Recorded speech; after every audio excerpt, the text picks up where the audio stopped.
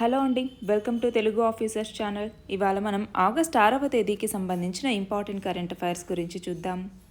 ఇవాళ మన first article చూడండి. ఆర్టికల్ 370కి సంబంధించి 2019వ సంవత్సరం ఎప్పుడు ఆగస్ట్ 5వ తేదీన మన భారత రాజ్యాంగంలోని ఆర్టికల్ 370 ప్రకారం జమ్మూ కాశ్మీర్కి ఇచ్చినటువంటి ప్రత్యేక హోదా లేదా ఆ పరిమిత స్వయం ప్రతిపత్తిని భారత ప్రభుత్వం రద్దు చేసింది. దాంతోపాటు జమ్మూ కాశ్మీర్కి రాష్ట్ర హోదాని కూడా రద్దు చేసింది. రాష్ట్ర హోదా స్థానంలో జమ్మూ కాశ్మీర్ని శాసనసభ కలిగి ఉండే యూటీగా అంటే కేంద్రపాలిత ప్రాంతంగాను, లదాఖ్ని శాసనసభ లేనటువంటి కేంద్రపాలిత ప్రాంతంగాను ఏర్పాటు చేసింది. అయితే అప్పటికి అమల్లో ఉన్నటువంటి 1954 నాటి అధ్యక్ష ఉత్తర్వులను అధిగమిస్తూ ఈ రాజ్యాంగంలోని 370వ అధికరణపు అధికారం కింద ఒక ఉత్తర్వును జారీ చేస్తూ అలాగే ఈ రాష్ట్రానికి మంజూరు చేసిన స్వయం ప్రతిపత్తికి సంబంధించిన అన్ని నిబంధనల్ని రాష్ట్రపతి రద్దు చేయటం జరిగింది. అలాగే రాష్ట్రాన్ని 2 కేంద్రపాలిత ప్రాంతాలుగా విభజించాలంటూ హోంమంత్రి భారత పార్లమెంట్లో పునర్వ్యవస్థీకరణ బిల్లును తీసుకొచ్చారు. ఆ బిల్లు అనేది ఆమోదించబడింది. అలా 2 కేంద్రపాలిత ప్రాంతాలుగా జమ్మూ కాశ్మీర్ విడిపోయింది. ఇది జరిగి 4 ఏళ్లు పూర్తయినటువంటి సందర్భంగా జమ్మూ కాశ్మీర్ మరియు లదాఖ్లో ఎలాంటి డెవలప్మెంట్స్ జరిగాయి అనేసి ఇక్కడ ఇవ్వటం జరిగింది. చూడండి, దీనికి 4 సంవత్సరాలు అయింది. అయితే ఇక్కడ చూస్తే ఫస్ట్ టైం శారదా టెంపుల్లో 75 సంవత్సరాల తర్వాత దివాళీని సెలబ్రేట్ చేశారు. 30 ఇయర్స్ తర్వాత సినిమా హాల్ని రీఓపెన్ చేయటం జరిగింది. మొహరం ప్రొసెషన్స్ అనేవి జరిగాయి. అలాగే కశ్మీరీ పండిట్లు నవరే అన్నటువంటి పండుగని జరుపుకోవటం జరిగింది. అది కూడా 32 సంవత్సరాల తర్వాత. అయితే జమ్మూ కాశ్మీర్ని మెయిన్ స్ట్రీమ్ ఇండియాలోకి తీసుకురావటం కోసం చూడండి, రూరల్ ఏరియాస్లో 1.28 లక్షల ఇళ్లని పూర్తి చేయటం జరిగింది. 4 లక్షల హోమ్స్కి ఎలక్ట్రిఫికేషన్ని అందించారు. అలాగే 19,000 కిలోమీటర్ల రోడ్లను కన్స్ట్రక్ట్ చేయటం జరిగింది. 227 జనౌషధి కేంద్రాలను ఏర్పాటు చేశారు. 12.6 లక్షల హౌస్ హోల్డ్స్కి ట్యాప్ కనెక్షన్స్ని ఇవ్వటం జరిగింది. అలాగే అక్కడ డిస్ట్రిక్ట్ బ్లాక్ డెవలప్మెంట్ కౌన్సిల్స్లో ఎలక్షన్స్ని కూడా నిర్వహించారు. అయితే ఇక్కడ చూడండి, ప్రధానమంత్రి ముద్రా యోజన కింద ఇప్పటికే 32,092 కోట్ల రూపాయల లోన్స్ని శాంక్షన్ చేశారు. స్వనిధి కింద 21,000కు పైగా లోన్లని శాంక్షన్ చేయటం జరిగింది. అలాగే యూత్కి ఇప్పటికే 29,295 మంది గవర్నమెంట్ జాబ్స్ని ఈ 4 ఏళ్లలో ప్రొవైడ్ చేశారు. మనం చూస్తే 82,015 సెల్ఫ్ ఎంప్లాయ్మెంట్ యూనిట్స్ని గవర్నమెంట్ స్పాన్సర్ చేసింది. 608 స్టార్టప్స్ జమ్మూ కాశ్మీర్లో రిజిస్టర్ అయి ఉన్నాయి. 5,087 కోట్ల గ్యారంటీని ఎంఎస్ఎంఈకి ఇవ్వటం జరిగింది. అలాగే మనం చూస్తే 8.29 లక్షల ఎంప్లాయ్మెంట్ అనేది ఈ ఎంజీఎన్ఆర్ఈజీఏ కింద వచ్చింది. అలాగే ఇంతకుముందు జమ్మూ కాశ్మీర్లో ఉండేటటువంటి ఉమెన్ నాన్ రెసిడెంట్ని గనక పెళ్లి చేసుకుంటే వాళ్ళకి అక్కడ రియల్ ఎస్టేట్ని కొనేటటువంటి అధికారం, ఆ ప్రాపర్టీని ట్రాన్స్ఫర్ చేసుకునేటటువంటి అధికారం ఉండేది కాదు. అవన్నీ ఇప్పుడు వాళ్ళకి లభించాయి. లదాఖ్కి సంబంధించి చూడండి, జల్ జీవన్ మిషన్ కింద 33,495 ట్యాప్ కనెక్షన్స్ని ఇచ్చారు. ప్రధానమంత్రి ఆవాస్ యోజన రూరల్ కింద 1,429 హౌసెస్ని కన్స్ట్రక్ట్ చేయటం జరిగింది. ఆయుష్మాన్ భారత్ కింద ఇప్పటికే 10 హాస్పిటల్స్లో 11.5 కోట్ల రూపాయలని, అది కూడా 1.3 లక్షల బెనిఫిషియరీస్కి డిస్ట్రిబ్యూట్ చేశారు. అలాగే ప్రధానమంత్రి జన్ధన్ యోజన కింద 25,767 బ్యాంక్ అకౌంట్స్ని ఓపెన్ చేయటం జరిగింది. పీఎం కిసాన్ కింద 36 కోట్ల రూపాయలని ఫార్మర్స్కి ఇవ్వటం జరిగింది. ప్రధానమంత్రి ముద్రా యోజన కింద ఇప్పటికే 15,389 లోన్ అకౌంట్స్కి 390 కోట్ల రూపాయలని శాంక్షన్ చేయటం జరిగింది. ఇవన్నీ కూడా ఈ 4 ఏళ్లలో జమ్మూ అండ్ కాశ్మీర్ మరియు లదాఖ్ కేంద్రపాలిత ప్రాంతాల్లో వచ్చినటువంటి కొన్ని మార్పులుగా మనం చెప్పచ్చు. మన నెక్స్ట్ ఆర్టికల్ చూడండి, అణు విద్యుత్ ఉత్పత్తి అంటే న్యూక్లియర్ ఎనర్జీ జనరేషన్ గురించి ఇక్కడ మాట్లాడుతూ ఉన్నారు. న్యూక్లియర్ ఎనర్జీ అన్నటువంటిది మన దేశంలో 5th largest source of electricity. మనం చూస్తే మొత్తం ఎలక్ట్రిసిటీ జనరేషన్లో 3% న్యూక్లియర్ ఎనర్జీని కలిగి ఉన్నాం. అయితే మన దేశంలో ఇప్పుడు 22 న్యూక్లియర్ రియాక్టర్స్ అన్నటువంటివి 7 పవర్ ప్లాంట్స్లో పనిచేస్తూ ఉన్నాయి. వీటి ద్వారా మొత్తం 6,780 మెగావాట్ల న్యూక్లియర్ పవర్ అనేటటువంటిది ప్రొడ్యూస్ అవుతోంది. ఇది కాకుండా మనం చూస్తే కాక్రాపారా అటామిక్ పవర్ ప్లాంట్ని కూడా మనం గ్రిడ్కి 2021 జనవరిలో కనెక్ట్ చేయటం జరిగింది. అయితే మనం చూస్తే రీసెంట్గా కొన్ని పబ్లిక్ సెక్టార్ ఎంటర్ప్రైజెస్తో జాయింట్ వెంచర్స్ అనేవి తీసుకురావటం, న్యూక్లియర్ ఇన్స్టాలేషన్స్ని ఎక్స్పాండ్ చేస్తూ రావటం, అలాగే ఇండియాలో భవ్ని అనేటటువంటి పేరుతో ఫస్ట్ థోరియం బేస్డ్ న్యూక్లియర్ ప్లాంట్ని కల్పాకం, తమిళనాడులోని కల్పాకంలో సెటప్ చేస్తూ ఉన్నారు. ఈ ప్లాంట్ ఎంటైర్గా ఇండిజినస్గా ఉంది. అంతేకాకుండా ఇక్కడ థోరియన్ ప్లాంట్కి సంబంధించినటువంటి ఫస్ట్ ఎక్స్పెరిమెంటల్ ప్లాంట్ వచ్చేసి కామిని అన్నటువంటిది, అది కూడా కల్పాకంలోనే ఉంది. అయితే ఇప్పుడు first thorium based nuclear plant అయినటువంటి భవ్ని అన్నటువంటి దాన్ని ఈ కల్పాకంలోనే ఎస్టాబ్లిష్ చేశారు. అయితే అణు విద్యుత్ ఉత్పత్తికి సంబంధించి మనకున్నటువంటి సమస్యలు ఏంటి అనేసి చూస్తే డొమెస్టిక్గా రిసోర్సెస్ అనేవి తక్కువగా ఉన్నాయి. అలాగే పబ్లిక్ నుంచి చాలా అపోజిషన్ అనేది ఉంది. టెక్నికల్ ఛాలెంజెస్ అనేవి ఉన్నాయి. అలాగే మన భారతదేశం ఎన్పిటి నాన్ ప్రొలిఫరేషన్ ట్రీటీలో మెంబర్గా లేదు. దానివల్ల కూడా మనం కొన్ని శాంక్షన్స్ని ఎదుర్కొంటూ ఉన్నాము. అలాగే రెగ్యులేషన్కి సంబంధించి కొన్ని బ్యారియర్స్ అనేవి ఉన్నాయి. వీటన్నింటి నేపథ్యంలో మనం మన న్యూక్లియర్ కెపాసిటీని పెంచుకోవాలి అంటే పబ్లిక్ అపోజిషన్ నుంచి బయటికి రావాలి. టెక్నికల్ ఇన్నోవేషన్స్ అనేవి చేపట్టాలి. ఫినాన్షియల్ సస్టైనబిలిటీ అనేది మనకు ఉండాలి. అలాగే ఇంటర్నేషనల్ కొలాబరేషన్ని కూడా మనం పెంచుకుంటూ రావాలి. అయితే ఇక్కడ చూడండి, భారతదేశ అణుశక్తి స్థితి ఏంటి అంటే ఇదిగో. ఇప్పుడు మన మొత్తం ఎనర్జీ కెపాసిటీకి సంబంధించి మనకి ఈ న్యూక్లియర్ ఎనర్జీ అన్నటువంటిది 5th లార్జెస్ట్ సోర్స్. మొత్తం 3% ఎనర్జీ జనరేషన్ అనేది న్యూక్లియర్ పవర్ ద్వారానే జరుగుతోంది. 22 న్యూక్లియర్ రియాక్టర్స్, అది కూడా 7 పవర్ ప్లాంట్స్లో ఉన్నాయి. ఇవి మొత్తం 6780 మెగావాట్ల విద్యుత్ని ఉత్పత్తి చేస్తూ ఉన్నాయి. అయితే మన భారతదేశంలో ఉండే అణు విద్యుత్ ప్లాంట్లు ఎన్ని? మన దగ్గర మొత్తం 22 విద్యుత్ ప్లాంట్లు అనేవి ప్రపోజ్ చేసినవి, అలాగే ఇప్పుడు నిర్మాణంలో ఉన్నటువంటివి, ఆల్రెడీ నడుస్తున్నటువంటివి, ఇవన్నీ కలిపి 22 ఉంటే అందులో ఇప్పుడు 7 పవర్ ప్లాంట్స్ మాత్రం వర్కింగ్ కండిషన్లో ఉన్నాయి. అయితే మన భారతదేశంలో మొదటి అణు విద్యుత్ కేంద్రం ఏంటి? భారతదేశంలో అతిపెద్ద అణు విద్యుత్ కేంద్రం ఏంటి అన్నటువంటిది చూద్దాం. ఇక్కడ చూడండి, ఆపరేషనల్ న్యూక్లియర్ పవర్ ప్లాంట్స్ ఏంటి అనేసి చూస్తే, ఒకటి కాక్రాపూర్ అటామిక్ పవర్ స్టేషన్, 1993వ సంవత్సరంలో దీన్ని తీసుకొచ్చారు గుజరాత్లో. తర్వాత మద్రాస్ అటామిక్ పవర్ స్టేషన్, దీన్ని కల్పాక్కం పవర్ స్టేషన్ అంటాము, తమిళనాడులో 1984లో దీన్ని ఏర్పాటు చేశారు. అయితే దాని తర్వాత నరోరా అటామిక్ పవర్ ప్లాంట్ 1991లో, కైగా న్యూక్లియర్ పవర్ ప్లాంట్ 2000వ సంవత్సరంలో, రాజస్థాన్ అటామిక్ పవర్ స్టేషన్ 1973లో, తారాపూర్ అటామిక్ పవర్ స్టేషన్ 1969లో మహారాష్ట్రలో. ఇది మన దేశంలో మొదటగా ఏర్పాటు చేసినటువంటి న్యూక్లియర్ పవర్ ప్లాంట్. అయితే రీసెంట్గా తీసుకొచ్చిన పవర్ ప్లాంట్ ఏది అంటే కుడంకులం న్యూక్లియర్ పవర్ ప్లాంట్ 2013లో ఇనాగ్రేట్ చేశారు. అయితే అది కాకుండా నిర్మాణంలో ఇప్పుడు మద్రాసులో సంబంధించి యూనిట్ 2 అన్నటువంటిది, రాజస్థాన్లో యూనిట్ 7 and 8, కాక్రాపూర్లో యూనిట్ 3 and 4, కుడంకులంలో యూనిట్ 3 and 4, ఇవన్నీ కూడా ఇప్పుడు నిర్మాణంలో ఉన్నాయి. అవి కాకుండా ప్రపోజ్ చేసినటువంటి న్యూక్లియర్ పవర్ ప్లాంట్స్ ఇంకా ఉన్నాయి. తారాపూర్, మద్రాస్, కైగా, చుట్కా, గోరఖ్పూర్, భీంపూర్, అలాగే మహీ బన్స్వారా అనేసి, హరిపూర్, మితివిర్ది అన్నటువంటిది, కొవ్వాడ, జైతాపూర్, ఇవన్నీ కూడా ఇప్పుడు ప్రపోజ్ చేసినటువంటి న్యూక్లియర్ పవర్ ప్లాంట్స్ అనమాట. అయితే ఇప్పుడు ఉన్నటువంటి మొత్తం 22 న్యూక్లియర్ పవర్ రియాక్టర్స్ 7 స్టేట్స్లో పనిచేస్తూ ఉన్నాయని చెప్పాం కదా. అందులో ఉన్నటువంటి వాటిలో 4 లైట్ వాటర్ రియాక్టర్స్ ఉంటే 18 ప్రెషరైజ్డ్ హెవీ వాటర్ రియాక్టర్స్ ఉన్నాయి. అయితే న్యూక్లియర్ ఎనర్జీని యూజ్ చేసుకొని ఎలక్ట్రిసిటీని ప్రొడ్యూస్ చేయడానికి సంబంధించి ఏది రెస్పాన్సిబుల్ అంటే nuclear power corporation of India limited లేదా NPCIL అన్నటువంటిది దీనికి సంబంధించినటువంటి ఇన్ఛార్జ్ బాడీ. అయితే డిపార్ట్మెంట్ ఆఫ్ అటామిక్ ఎనర్జీ అన్నటువంటిది ఈ NPCILని రన్ చేసేటటువంటి బాధ్యతని కలిగి ఉంటుంది. మన నెక్స్ట్ ఆర్టికల్ చూడండి. సెప్టెంబర్లో ఆసియా గేమ్స్ అనేవి మొదలవబోతూ ఉన్నాయి. దాని తర్వాత ఒలింపిక్స్ అనేవి జరగబోతూ ఉన్నాయి. ఈ నేపథ్యంలో ఈ క్రీడల్లో పోటీ పడాల్సినటువంటి క్రీడాకారులు చాలామంది డోపింగ్ ఇష్యూ వల్ల వాటికి దూరం అవుతూ ఉన్నారు. ఈ నేపథ్యంలో అసలు డోపింగ్ అంటే ఏంటి, దీనికి సంబంధించినటువంటి ఏజెన్సీలు ఏంటి, జాతీయ డోపింగ్ నిరోధక చట్టం ఏంటి, డోపింగ్ నిషేధిత పద్ధతుల్లో ఉన్నటువంటి రకాలేంటి, ఇవన్నీ కూడా మనం తెలియాలి.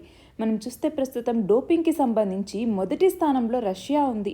అంటే రష్యా అథ్లెట్లు ఎక్కువ మంది ఈ డోపింగ్లో దొరుకుతూ ఉన్నారు. దాని తర్వాత 2వ స్థానంలో ఉన్నటువంటిది మన భారతదేశమే. మనం చూస్తే మన దేశ క్రీడాకారులు 62 మంది వివిధ స్థాయిల్లో ఈ డోపింగ్ నిషేధాన్ని ఎదుర్కొన్న వాళ్ళు ఉన్నారు. దాని తర్వాత కెన్యా, దాని తర్వాత మొరాకో, దాని తర్వాత చైనా క్రీడాకారులు ఉన్నారు. అయితే ఆసియా క్రీడలకి సంబంధించి చూస్తే 2023లో మనం చూస్తే సెప్టెంబర్ 23 నుంచి అక్టోబర్ 8వ తేదీ వరకు చైనాలో ఉన్నటువంటి హాంగ్జౌలో ఈ ఏషియన్ గేమ్స్ అనేటటువంటివి జరగబోతూ ఉన్నాయి. అయితే డోపింగ్కి సంబంధించి, డోపింగ్ అంటే ఏంటి? డోపింగ్ అంటే క్రీడాకారుల యొక్క పర్ఫార్మెన్స్ని ఎన్హాన్స్ చేసేటటువంటి డ్రగ్స్ అనమాట. అంటే ఇది చీటింగ్ లాగా అని చెప్పచ్చు. అయితే ఇది 2 రకాలుగా జరుగుతుంది. అయితే ఏంటి ఈ 2 రకాలు? ఒకటి, రక్తంలో కృత్రిమంగా ఆక్సిజన్ స్థాయిలు పెరిగేలాగా చేస్తారు. దానివల్ల క్రీడాకారుల యొక్క సామర్థ్యం అనేది పెరుగుతుంది. రెండవది వచ్చేసరికి రీకాంబినెంట్ ఈపీఓ అనే ఒక కృత్రిమ హార్మోన్ని క్రీడాకారుల శరీరాల్లోకి ఎక్కిస్తారు. ఈ హార్మోన్ ఎర్ర రక్త కణాలను వృద్ధి చేసి శరీర సామర్థ్యాన్ని పెంచుతుంది. అయితే ఈ డోపింగ్ వల్ల శరీరం మీద పడే దుష్ప్రభావాలు, కెరీర్కి జరిగే నష్టం గురించి తెలియకుండా చాలామంది క్రీడాకారులు ఇలా డోపింగ్కి పాల్పడుతూ ఉన్నారు. అయితే డోపింగ్కి సంబంధించిన ఏజెన్సీలు చూస్తే, ఒకటి national anti doping agency, 2 world anti doping agency అనేసి. జాతీయ డోపింగ్ నిరోధక చట్టం అని మనం 2022లో తీసుకురావటం జరిగింది. ఈ చట్టంలో ఉన్నటువంటి కీ ఫీచర్స్ ఏంటి అంటే, ఇది డోపింగ్ని ప్రొహిబిట్ చేస్తుంది. 2, ఏదైనా వైలేట్ చేస్తే దానికి తగినటువంటి కాన్సిక్వెన్సెస్, ఫర్ ఎగ్జాంపుల్ మెడల్స్ని, పాయింట్స్ని, ప్రైజెస్ని తగ్గించడం, వెనక్కి తీసుకోవటం లాంటివి చేస్తుంది. అలాగే నేషనల్ యాంటీ డోపింగ్ ఏజెన్సీ యొక్క సపోర్ట్ ఉంటుంది. యాంటీ డోపింగ్కి సంబంధించి ఒక నేషనల్ బోర్డుని ఏర్పాటు చేయటం జరుగుతుంది.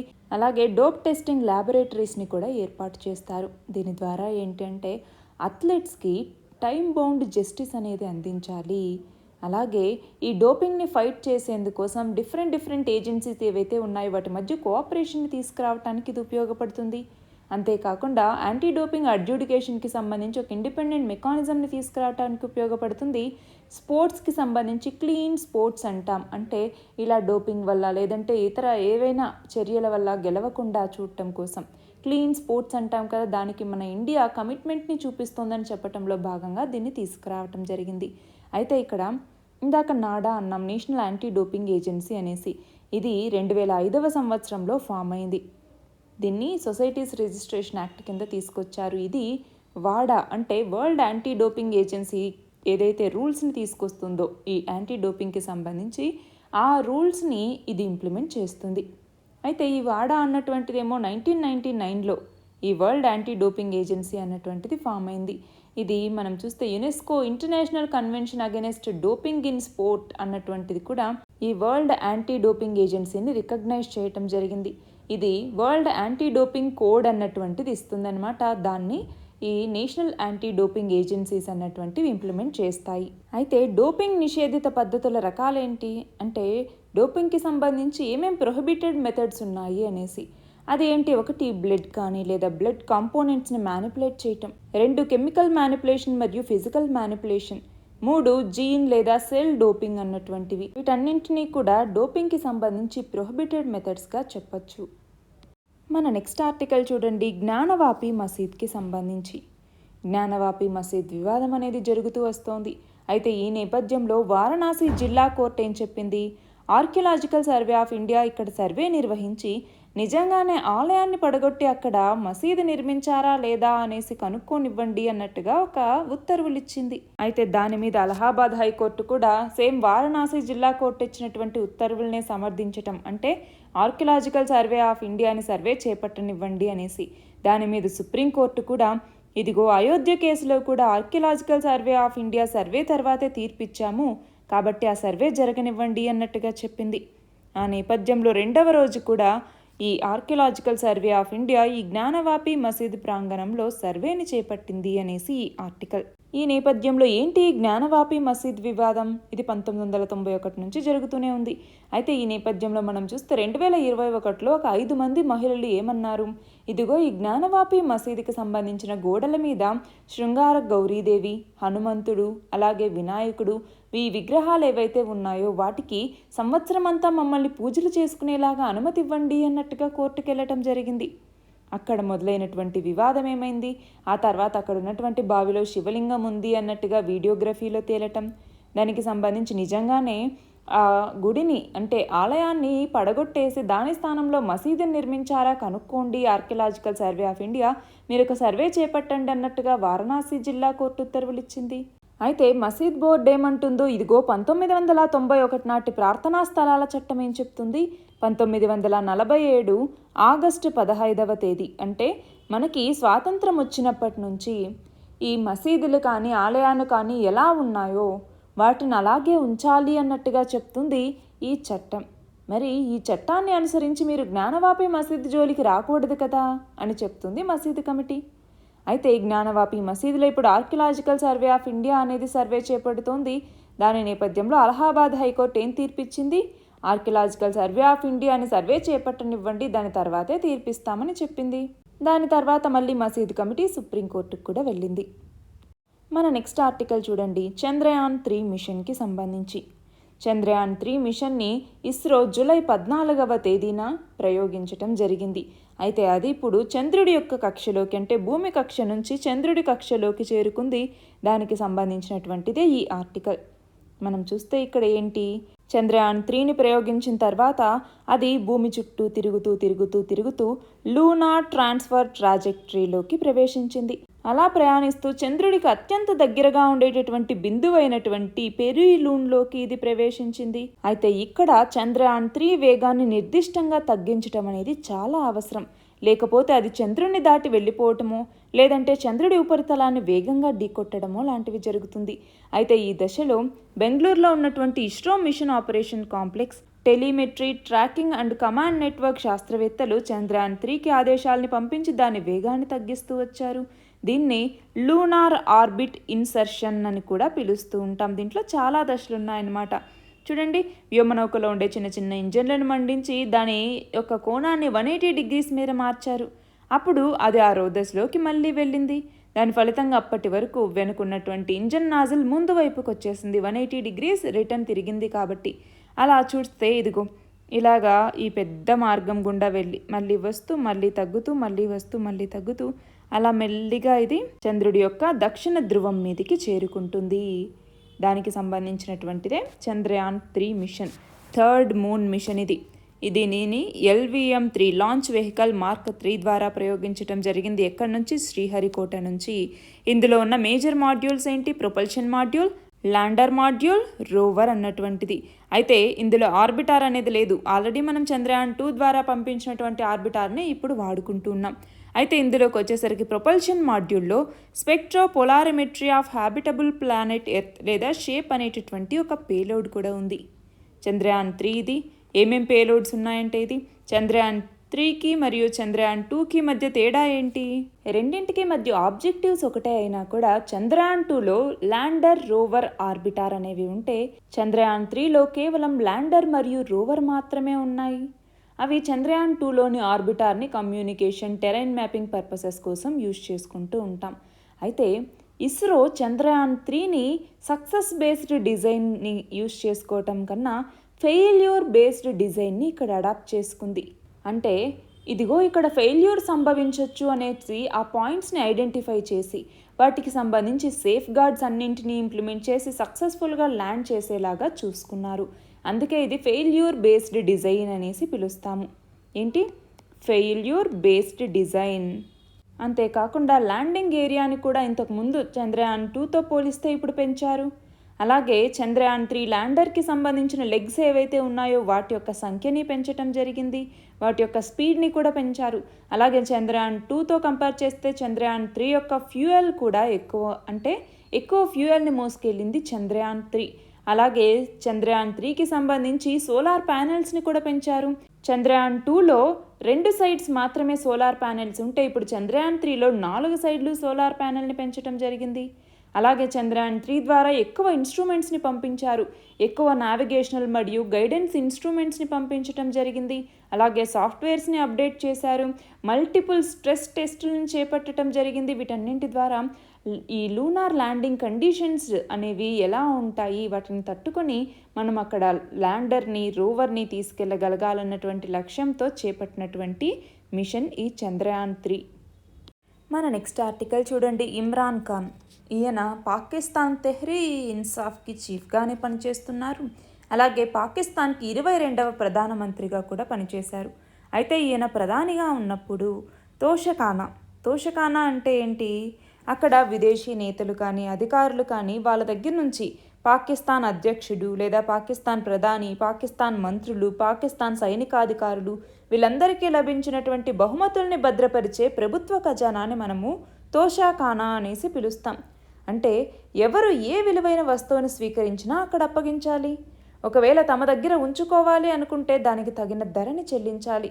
అయితే ప్రధానిగా ఉన్నప్పుడు ఇమ్రాన్ ఖాన్కి 14 కోట్ల పాకిస్తాన్ రూపాయల విలువైనటువంటి 58 బహుమతులు వచ్చాయి. అయితే వాటిలో చాలా వస్తువులను ఆయన తన దగ్గరే ఉంచుకున్నారు. కొన్నింటికే నామమాత్రపు ధర చెల్లించారు, ఇంకొన్నింటిని బహిరంగ మార్కెట్లో ఎక్కువ ధరకు అమ్ముకున్నారు అన్నటువంటి ఆరోపణలున్నాయి. అలాగే ఈ ఆదాయ వివరాలని ఎన్నికల ప్రమాణ పత్రంలో చూపించలేదు. అంటే అది అవినీతే అన్నట్టుగా పాకిస్తాన్ ఎన్నికల సంఘం గత సంవత్సరం అక్టోబర్లో ఈయన మీద అనర్హత వేటు వేసింది, ఫిర్యాదు కూడా చేసింది. ఆ ఫిర్యాదు ఆధారంగా ఇప్పుడు ఈయనకి 3 ఏళ్ల కారాగార శిక్షని న్యాయస్థానం విధించింది. అయితే ఈ తీర్పుని హైకోర్టులో పీటీఐ అన్నటువంటిది సవాలు చేసింది. తోషాఖానా కేసు అన్నటువంటిది ఇదనమాట.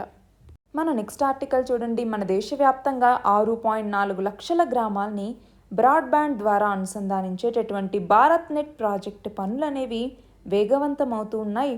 ఇప్పటికే 1.94 లక్షల గ్రామాల్లో ఆప్టికల్ ఫైబర్ నెట్ అనుసంధానం అనేది పూర్తయింది. దాంతో మిగిలిన అన్ని గ్రామాలని కూడా భారత్ నెట్ కిందికి అందుబాటులోకి తీసుకురావాలి అన్నట్టుగా 1.39 లక్షల కోట్ల రూపాయల నిధుల కేటాయింపుకి కేంద్ర కేబినెట్ అన్నటువంటిది ఆమోద ముద్ర వేసింది. దానికి సంబంధించి భారత్ నెట్ ప్రాజెక్ట్ అంటే ఏంటి, ఇది ఎప్పుడు ప్రారంభించబడింది, దీనికి మొదట ఏ పేరుని పెట్టారు, ఈ భారత్ నెట్ ప్రాజెక్ట్ యొక్క జాతీయ స్థాయి కనెక్టివిటీ ఏ సాంకేతికత మీద ఆధారపడి ఉంది, ఇవన్నీ మనకు తెలియాలి. చూడండి, భారత్ నెట్ ప్రాజెక్ట్ అంటే దీని ద్వారా నాన్ డిస్క్రిమినేటరీ బేసిస్లో అన్ని చోట్ల నెట్వర్క్ ఇన్ఫ్రాస్ట్రక్చర్ని అందుబాటులోకి తీసుకురావాలి. దీని ద్వారా డిజిటల్ ఇండియా విజన్ ఏదైతే ఉందో దాన్ని రియలైజ్ చేయాలన్నటువంటి లక్ష్యంతో ఈ భారత్ నెట్ ప్రాజెక్ట్ని తీసుకురావటం జరిగింది. ఎప్పుడు తీసుకొచ్చారు దీనిని అంటే 2011వ సంవత్సరంలో ఒరిజినల్గా దీన్ని లాంచ్ చేశారు. అయితే అప్పుడు దీని పేరు నేషనల్ ఆప్టికల్ ఫైబర్ నెట్వర్క్ అన్నటువంటిది. దానిని భారత్ నెట్ అన్నటువంటి ప్రాజెక్ట్ పేరు మీదుగా 2015లో మార్చారు. దీని కింద అప్పట్లో అయితే 2.5 లక్షల గ్రామ పంచాయతీలకి ఆప్టికల్ ఫైబర్ ద్వారా కనెక్టివిటీని ఇవ్వాలనేసి లక్ష్యంగా పెట్టుకున్నారు. దీనిని ఇంప్లిమెంట్ చేసేటటువంటిది BBNL, Bharat broadband network limited అన్నటువంటిది. దీని ద్వారా ఈ గవర్నెన్స్, ఈ హెల్త్, ఈ ఎడ్యుకేషన్, ఈ బ్యాంకింగ్, ఇంటర్నెట్ అలాగే మిగిలినటువంటి సర్వీసెస్ని రూరల్ ఇండియాకు అందించాలన్నటువంటిది లక్ష్యం. అయితే దాని తర్వాత 6.4 లక్షల గ్రామాలకి దీన్ని పెంచడం జరిగింది. అయితే ఇది సెంటర్ స్టేట్ కొలాబరేటివ్ ప్రాజెక్ట్ అన్నమాట. అంటే స్టేట్స్ ఇందులో కాంట్రిబ్యూట్ చేయాలి, సెంట్రల్ గవర్నమెంట్ కూడా దీనికి కాంట్రిబ్యూట్ చేయాల్సి ఉంటుంది. మన నెక్స్ట్ ఆర్టికల్ చూడండి. టూరిజంకి సంబంధించి కేంద్ర పర్యాటక మంత్రిత్వ శాఖ 2022కి సంబంధించి దేశీయ పర్యాటకుల యొక్క గణాంకాలను ఇచ్చింది. ఇందులో మొదటి స్థానంలో ఉత్తరప్రదేశ్ ఉంది, 2వ స్థానంలో తమిళనాడు, 3వ స్థానంలో ఆంధ్రప్రదేశ్. అంటే దేశీయ పర్యాటకుల సంఖ్య ఎక్కువగా ఉన్నటువంటి రాష్ట్రాల్లో ఇవి అన్నమాట. మొదటి 3 స్థానాల్లో ఉన్నాయి. తెలంగాణ 9వ స్థానంలో ఉంది. అయితే మనం చూస్తే ఈ 10 రాష్ట్రాలకే దాదాపు 84.76% మంది పర్యాటకులు వెళ్తూ ఉన్నారు. ఈ నేపథ్యంలో WEF travel and tourism development index 2021 ఇందులో భారతదేశ ర్యాంక్ ఎంత, భారతదేశంలో పర్యాటక రంగం యొక్క ప్రాముఖ్యత ఏంటి, దీనికి ఉన్న సవాళ్ళేంటి, దీనికి సంబంధించిన కార్యక్రమాలు ఏంటి అనేసి మనకి తెలియాలి. ఈ WEF travel and tourism development index ఏదైతే ఉందో ఇది 2 సంవత్సరాలకు ఒకసారి ఇవ్వటం జరుగుతుంది. ఇందులో మన భారతదేశ ర్యాంక్ ఎంత అంటే 54వ ర్యాంక్. మనం చూస్తే 2019లో 46వ పొజిషన్లో ఉంటే 2021 అంటే 2 ఇయర్స్కి ఒకసారి కదా ఇచ్చేది, 2021కి వచ్చేసరికి అది 54వ స్థానానికి పడిపోయింది. అయితే మన దేశంలో టూరిజం యొక్క ప్రాముఖ్యత, సిగ్నిఫికెన్స్ ఏంటో చెప్పండి. ఒకటి, ఎకనామిక్ బెనిఫిట్స్ అనేవి ఉంటాయి. మన ఎకనామిక్ గ్రోత్ని స్టిమ్యులేట్ చేస్తుంది, ఎంప్లాయ్మెంట్ ఆపర్చునిటీస్ని కల్పిస్తుంది, అవునా. 2, కల్చరల్ ఎక్స్చేంజ్ అంటే వివిధ దేశాల నుంచి వచ్చేటటువంటి వాళ్ళకి మన యొక్క డైవర్స్ కల్చర్, ట్రెడిషన్స్ వీటిని గురించి తెలుసుకునే అవకాశం అనేది ఏర్పడుతుంది. 3, మన యొక్క కల్చరల్ హెరిటేజ్ని మనం కాపాడుకోవచ్చు. అలాగే ఎన్విరాన్మెంటల్ బెనిఫిట్స్ అనేవి ఉన్నాయి, ఎకో టూరిజం ఇనిషియేటివ్స్ అనేవి పెరుగుతాయి, అలాగే సోషల్ బెనిఫిట్స్ అనేవి ఉన్నాయి. అంటే ఎంప్లాయ్మెంట్ ఆపర్చునిటీస్ అనేవి ఉంటాయి, సోషల్ ఇన్ఫ్రాస్ట్రక్చర్ అనేది పెరుగుతుంది. For example schools, health care facilities ఇలాంటి వాటన్నింటినీ కూడా పెంచుకోవచ్చు. మరి దీనికి సంబంధించిన సవాళ్ళు ఏంటి? ఒకటి సేఫ్టీ మరియు సెక్యూరిటీ ఇష్యూస్ ఉన్నాయి. 2 హ్యూమన్ రిసోర్సెస్ తక్కువగా ఉన్నారు. అన్సస్టైనబుల్ టూరిజం ప్రాక్టీసెస్ అన్నటువంటివి, కనెక్టివిటీ అనేది సరిగ్గా లేకపోవటం, క్లైమేట్ చేంజ్, పొల్యూషన్ ఇవన్నీ కూడా కారణాలుగా చెప్తాం. మరి దీనికి సంబంధించి కార్యక్రమాలు ఏమేమి తీసుకొచ్చారు చెప్పండి.